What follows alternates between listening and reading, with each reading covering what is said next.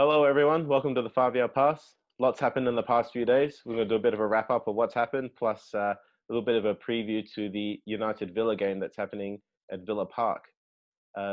Sooty, big result for United last night with, was it Wolves losing? So Yeah, it looks like Wolves. United put a bit of a gap. Wolves losing, Leicester dropping points against Arsenal, huge results, and obviously Chelsea losing last week as well, even though they just won 3-2 against Palace, all dropping points. So if United win the rest of the games, they make top four, potentially top three if they beat, if Chelsea drop any more points. Yeah, I think Chelsea, they'll have to have a perfect record. If they drop even 2 points and United get the results, as in winning all their games, they'll get third. So very achievable given given Chelsea's schedule. Amazingly, we gotta rely on Liverpool to drop those points, but to help drop the points for Chelsea, which I guess it's possible. I'm actually kind of leaning towards Chelsea to beat Liverpool in that game, just because the desperation to get top four. Liverpool obviously have nothing to play for, except I guess they'll know by then if they need that game to get the points record. As well. If they lose to Arsenal, they'll need to win it to get the points record. So if they're in a position where they could, lose and win against, I think, I can't remember who they're playing last, but obviously we know what we're saying. So that could be huge, that game. I'll be watching that game for sure. Sorry. I mean, people always talk about Liverpool and United, Liverpool dropping points to help teams against United and all that. I don't really think it comes into the picture. Liverpool may lose against Chelsea, but I don't think they'll throw it to make things a bit harder for United. I've never really. Oh, absolutely not. Absolutely not. No, but I do think, like I did watch the Brighton Liverpool game. I thought they played well. They were pretty standard Liverpool performance. Put a few early goals in, but they were desperate to get Salah on the score sheet. So that could influence the game in some way, because I think Salah's 3 off Vardy at the minute. So that obviously influences a team to try and get that one guy to score. Although he got 2 last night, didn't he? He got a goal and 2 assists now. Was that the other way around? 2 assists. 2 assists and a goal. Yeah. So yeah, I mean, I just think that slightly influences the game. If you've got nothing to play for and you want the one guy to get 3 goals, you never know. Anyway, back to the Villa game. So so Ollie was saying yesterday that I think Phil Jones, Tuanzebe are the only definite injuries. Lindelof was a doubt, but he trained well, so he could play. Obviously, I'd rather have him in for Bailly. That's just my personal preference. I just think you get some momentum with Maguire and Lindelof going into the Europe and the FA Cup. So that's the team news for United. And we have obviously the 3 boys up front who scored 51 goals now. Greenwood's been on fire. I don't see many changes coming in for this game, just because the stakes are so high. What do you think? Yeah, I think it's definitely play your best 11 each game, and if Lindelof can't play, fine, he doesn't play. But if he can, you get him in. Yeah. But the fact that he missed the second half against Bournemouth would indicate that he won't be 100% as far as I'm concerned. But it's whether he's long enough to play. Yeah, and I agree with you that it's going to be strongest 11 from now. I mean, I'm terrible with my memory sometimes. Who do we have next, Sean? So next after Villa, who's our next game? We have someone after Villa. It's actually where have I got here? Where have I got Villa, then Southampton. Would just be City. And then so I was thinking these 2 next games are going to be tough, and then we have West Ham before Chelsea. Or is it Chelsea and then West Ham? We've got 5. So Villa, Southampton, Palace. So Southampton and Palace done. Then probably FA Cup against Chelsea, and then West Ham and Leicester. Yeah, so I was just thinking, in terms of best 11, it's going to be the next 2 games. You're going to see strong 11s, and you're probably going to get a rotation against Southampton, 2 best 11s, and then a rotation against Lask in the Europa. So it's just going to be strong 11s. I don't see much change. I've been critical of Luke Shaw in the past. I think he's done really well the last 2 games. Yeah, not many changes for me. What about you? Yeah, I think that assuming Lindelof's fit, I think it's the same 11 that played against Bournemouth. Yeah. So. Do you what do you see Villa posing a threat from? Where they pose a threat from? Well, Villa is if you look at their record, they've not done well the last 5 games, but they've played Liverpool, Wolves, and Chelsea and Sheffield United. So they've drawn 2, lost 3 of the last 5 games. They've conceded only 5 goals though. So hard team to break down. Very organised. Yeah, they do find it hard to score. Grealish is their top scorer and assist provider, Yeah. so a lot focuses around him. I don't think United will try and take him out of the game, but Mm, I think that it is going to be a lot of.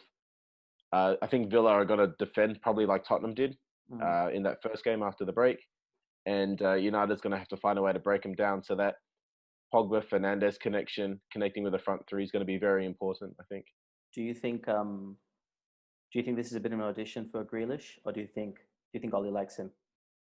I think Ollie likes him. I think Yeah. that a good performance would probably convince those with the money to Mm. probably sell it. But I think Ollie's pretty sold on him. Yeah, I remember his Um, goal. His goal in the other fixture, the reverse fixture, is unbelievable. It was like outside the box. It was in the 18. Went to like the near top corner. It was unbelievable goal. yeah, he's Yeah, a quality player, yeah. absolutely. He And I kind of think that's a bit of a Mahrez signing for me in that he's a quality player, but he's not going to walk into the first 11. But you need him over the course of the season to, if something happens. I mean, we talk about United's first 11 being great, but what if one of our more attacking midfield players got injured? What happens then? We'd be yeah. in a lot of trouble. So give us a I bit of insurance. I'll Keep tell you why keep I like Europa. I'll tell you why I like him though, because I think he brings, like, no doubt he's, I wouldn't say world class, but he's on the kind of upper tiers of Premier League players for sure. But I like him, just he's got that bit of attitude about him.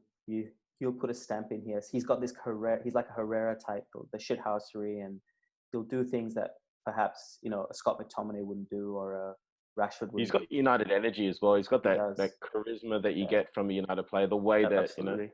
he holds himself on the pitch and that sort of thing. Yeah, It's an very athletic boy intangible, as but I well. think it's there. Yeah. Very athletic as well, and he's a good-looking fellow as well. It's great haircut, so it doesn't. Yeah, so I think, what do you think? We'll come back to predictions. So a few more other things was Matic signing a new deal. I'm a Transfer bit scheme. 50-50 on I'm 50-50 on Matic in the new deal. It's a 1 year deal I, though. I like that he's staying on Mm, because he has been very good.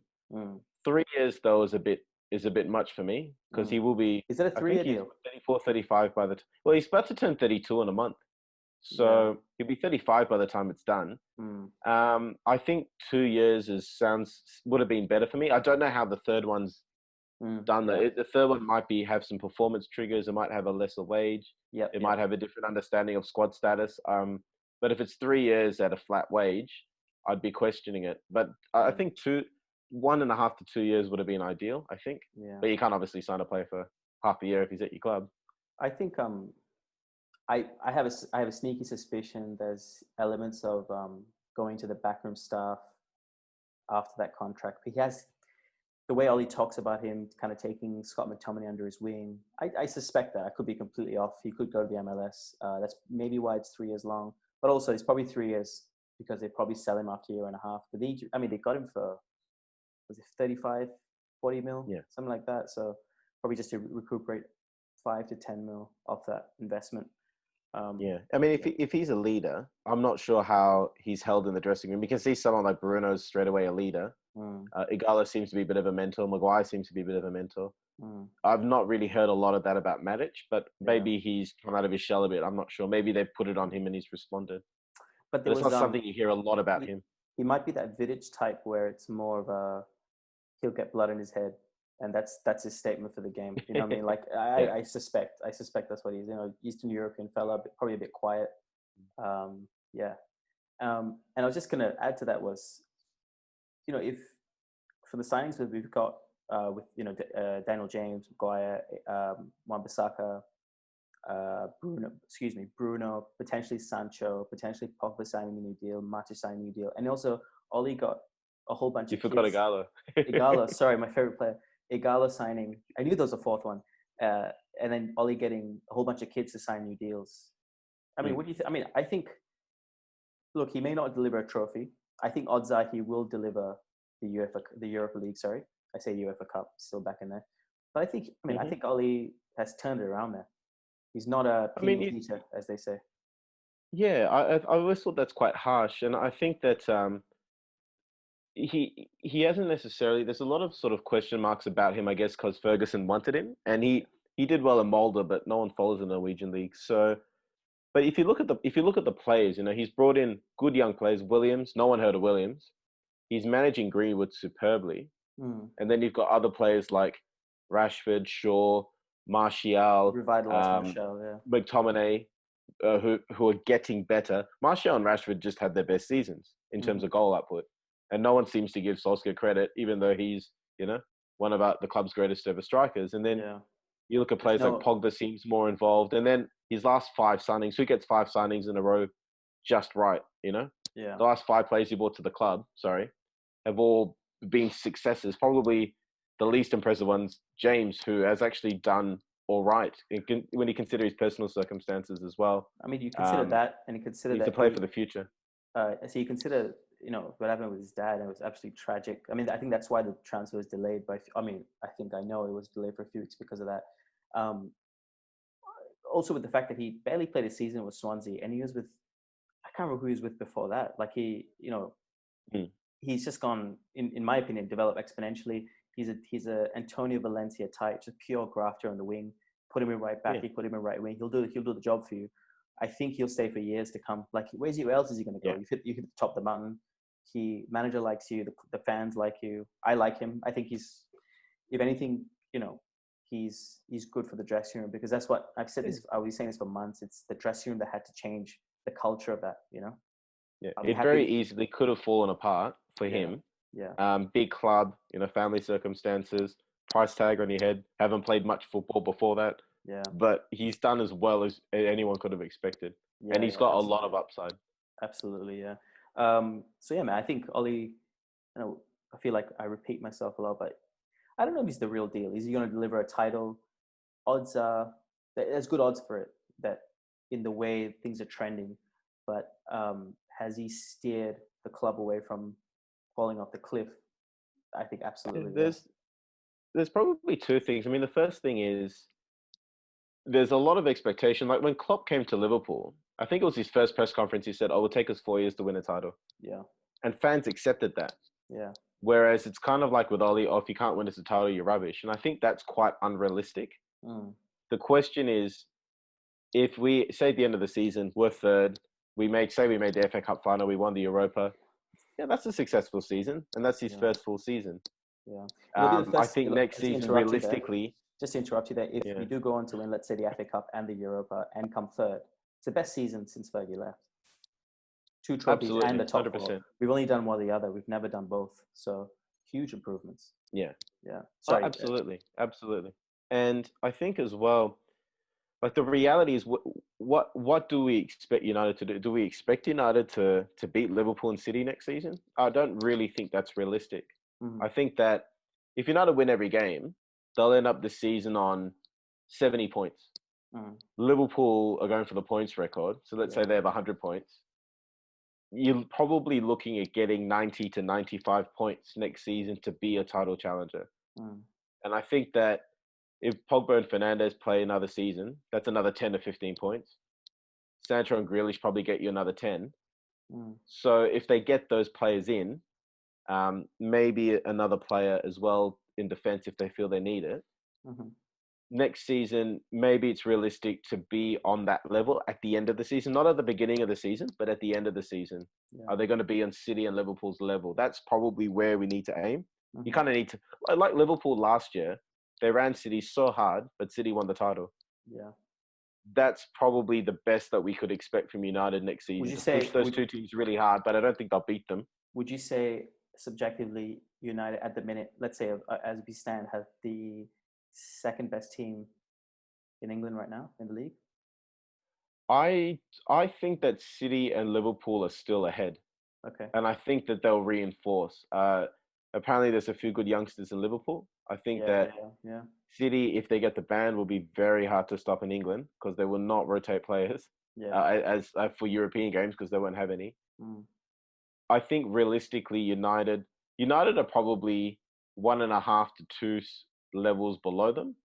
I think, but they're probably United and Chelsea are probably at that level where they're probably 3 and 4 behind those 2. And the aim is to close that gap rather than surpass them, I think, next year. Yeah, fair enough. All right, back to the Villa game then. So you said probably an unchanged lineup. So I think we say the same way. It's probably Luke Shaw, Wan-Bissaka, Lindelof, Maguire, De Gea, and goals. the big boys in midfield: Matic, Pogba, Fernandez, and the three up front. Yeah, Greenwood, Rashford, Martial. Yeah. What do you think? Predictions then? I'm gonna. It'd be. I think 1-0 or 2-0. I don't see Villa scoring because they will defend very hard. They're playing for their lives. They're 4 points from safety, Yeah. so they will try and nick it 1-0. That's their strategy. Mm-hmm. I think that means that we get 1-0 or 2-0 win. Mm-hmm. I'm gonna say 2-0 because I do think that once United score, they will open up. Yeah. But I think that I see a very low scoring game. It's not going to be 5-2. I'll tell you that. I think it's gonna be a bit of a hammering. I think 3-0. Actually, the thing I wanted to ask as well: Martial's on 20, Rashford's on 20. Am I right to say that? Yeah. No, sorry. Yeah. One of them is on 19. One of them is on 20. Martial's on 20. Sorry. Rashford's on 20. Martial's on 19. Greenwood's on 12 because it's 51. They put 51 away together. Okay. Yeah. Where do you think? I'm talking. I mean, Europa included. Where do you think Martial and Rashford end up this season? Rashford. So they'll have 5 league games, 2 cup games. So they have potentially, if they make the finals, 7, 5, 13 that's games. 11 games. Is it not like 5 plus? Because with the Europa, they will play. I'm assuming with the Europa, it's Sorry, one yeah. leg instead of 2 legs. Yeah. Yeah. So I'm thinking it's going to be something like if you had 5 goals to Rashford, I think one of them could get to 25. One of them will get sort of mid-20s. So maybe Martial just seems a bit more up for it at the moment than Sorry, Martial seems a bit more up for it than Rashford. So maybe Martial can get to 25. I think Rashford will fall just short. I'd love to see. I actually think we're going to see. I think we're going to see a bit of a dry spell from Rashford. He's coming back, and he seems to be taking this. He's done a few assists, and I can just see the way his game's changed a little bit. I think you'll see Greenwood hit 20, man. I think when he gets to you Europe, think he'll get 8 goals? I think I wouldn't count it out. He's got this assuredness about him. I'd love to see him get 10 in the league because the only teenager that ever got 10 goals in the Premier League era is Owen. Don't say that. He got something like he got 9 one season and 18 the next. It was like it was consecutive seasons. Consecutive seasons. Yeah. Fowler's got about 8 or 9. Rooney got about 8 or 9, and Greenwood's on what 8 or something. Yeah. So I'd love to see him. I'd love to see him get double digits. It'd just be a sign. Yeah. I think against like if you just look at the next 10 or 11 fixtures, the potential is like you're thinking of tonight. He's probably going to put a 1 away. You think he put 1 against Palace. When he goes to last, I think he'll play there. The pace will be a bit slowed down. Who we play next in Europe, the pace just generally is a bit slower. It's half a step slower in the Premier League. I think it all just kind of pans out well for him. He puts 20 away. Even if it's 15, 16, that's still an unbelievable first season. We bang on about generational talent. I love how Haaland has taken a back seat because if you ask me, Haaland is an exceptional footballer, exceptional goal scorer. But Greenwood, like Foden, for example, is a baller. Like you talk about ballers, you know? Oh, yeah. Yeah. Greenwood, when he runs the defenses, you get genuinely excited. I've not seen that in that many, like my 30 years of watching football. I've not been. He's one of the most exciting players I've ever seen with the ball running at defense. You just think something's going to happen. Yeah, it's the energy that he's got. Sorry, I have to send this text back. I was going to ask you. Yeah, there's been a lot of chat about players that United should buy. I mean, even with the goals sorting out Henderson and De Gea, that put that aside. Yeah, there's a lot of talk about people different positions. You know, Sancho at right wing, Grealish, striker, centre back, left back, defensive midfielder. What do you think are the most? What do you think are the most important players in terms of a player or a type of player that United need to try and get in the off season? I think a world class. I don't think Maguire is a world class centre back. I think a Koulibaly type is there. I don't think you need to replace De Gea. I think De Gea needs to change to the fact that he doesn't see the ball for 90 minutes anymore, like he used to 2 years ago. Yeah. But I think that's why he's dipped in form, because United's game, it's kind of ironic because when they were very losing, different. When he was losing, when you're losing, you play your best games.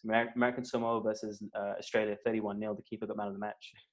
It's that kind of thing, right? And then suddenly United's playing well, and he has to make one save a game, and he fucks that up. But United win the game. I don't think he needs to change. I just think Koulibaly and some backup. I think the fact that City can call upon a $50 million right back, £50 million right back, That's the difference. Yeah. That's huge, man.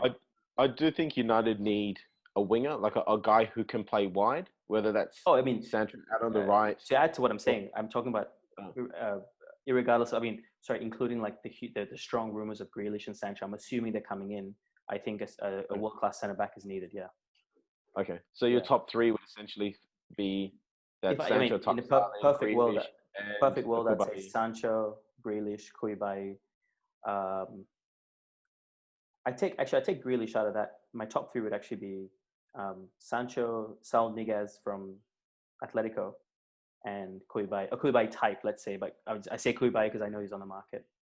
I've heard people rate Niguez, sorry, Oh, but he's what type, like, what does he remind you of? Is he like He's a what Herrera. type of He's a Herrera. I think if Herrera player? sat in that midfield today, it'd be potentially a better team than what it is now. Unfortunately, Matic took a back seat, but Herrera left because of there was just a lot of disagreements. But he never did dislike the team. He disliked what was going on above it, as many players, as Yeah, many fans, sorry, know.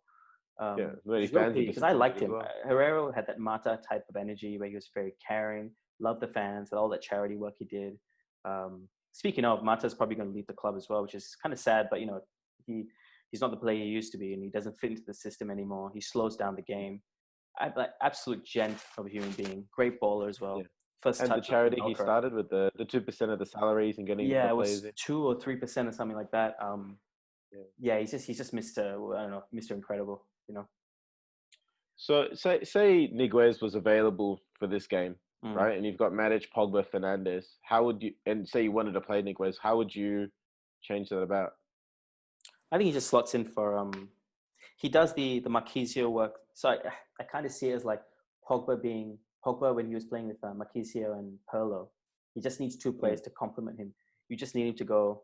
Ollie just be like, just do what you want. In the same way, like Steven Gerrard, 05 to 09, I think in yeah, that kind of period, it was just like do whatever you want.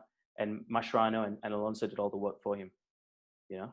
yeah. Pogba is actually quite an adaptable player because he can move into when he had Pirlo and Marquisio, he could move into quite attacking positions. Yeah, He is quite happy sitting. Like when he played with France at the World Cup, Griezmann was the number 10, yeah. and he stepped back a bit more with Kante and just And he Kante had did all good the players work as around well. Yeah, him, and yeah, he was adaptable enough to complement that. So yeah, it's something that's not. It's very underrated about Pogba yeah, because yeah, everyone expects him to be the man and to have a team built around him, but yeah. he does adapt his play to complement people quite well. Yeah, yeah, absolutely. Um, I think that's all we have for today. Anything else, Sean, that you can think of for the game? No, Any other that's all for points? me. Looking forward to the game. Oh, It's a big three time, o'clock in man. the morning start here. Yeah, I can't wait to get back to Ireland and watch the games at a normal time. I cannot wait. I can't do these 3 o'clocks, but it's just that when football's been taken away for so long, you wake up. I'll wake up anytime. You know. Yeah. Oh, it's Uh, something that, yeah, a childhood here growing up in Australia, waking up at 3 in the morning to watch Champions League games. I remember watching United Juventus in '99 at 3 in the morning. Yeah, Ryan Giggs' goal there's or the something Roy special Keane game? about it. The Roy Keane game. Both Yeah, yeah, games, but yeah, particularly I was talking about the Roy Keane one. Yeah, yeah. Roy Keane is Sure. single-handedly keeping Sky Sports alive with his with like the old clips that's coming through. It's unbelievable. Yeah, Oh man, he's so good. Anyway, love you talking to you, Sham. Do you want to take us out? yeah. No worries. Yeah, thanks guys for watching, and we will see you next time.